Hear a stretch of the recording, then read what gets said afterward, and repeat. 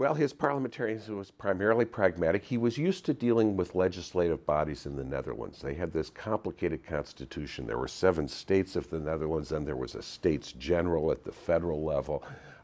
Many of these decisions had to be unanimous. Certain people who owned certain land, including William himself, who was a major landholder, had rights to vote in these things. And so he had learned how to manipulate legislatures and deal with them and negotiate with them from the time he was 21 years old and became stadtholder of the Netherlands. So he was used to that. The Stuart kings, Charles I, Charles II, James II, in various ways, tried to rule through extended periods without a parliament, hoped to get by on the taxes that had already been voted and the revenues that were coming in. And they always had trouble doing so. William acceded to Parliament's Declaration of Right, which involved, among other things, annual seatings of Parliament. I mean, Parliament met only intermittently in the years before 1688. From 1681 to 1685, there was no Parliament. From November 1685 until November 1688, there was no Parliament. Parliament has met every year starting in 1689, and it's unthinkable that it would not do that.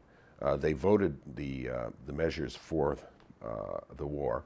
They also passed this Declaration of Right, which included certain guarantees of liberties, some of which were copied or expanded in the U.S. Constitution and Bill of Rights.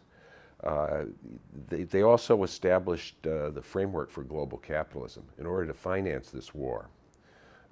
They created the funded national debt in the Bank of England, central banking. And this is the war against France. The war against France, yeah.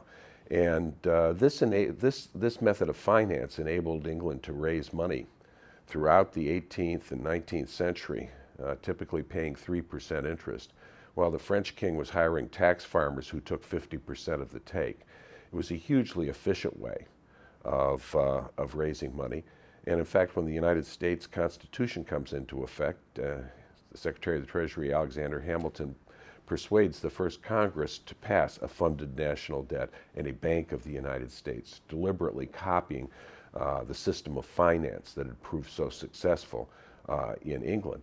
And it not only financed war, but provided a ready medium of exchange. It provided relatively safe investments, government bonds, a benchmark investment, and provided liquidity for investment in other things, in other enterprises. So you have, the Industrial Revolution in England in the 18th century would have been impossible to finance without the creation of the Bank of England and the funded national debt.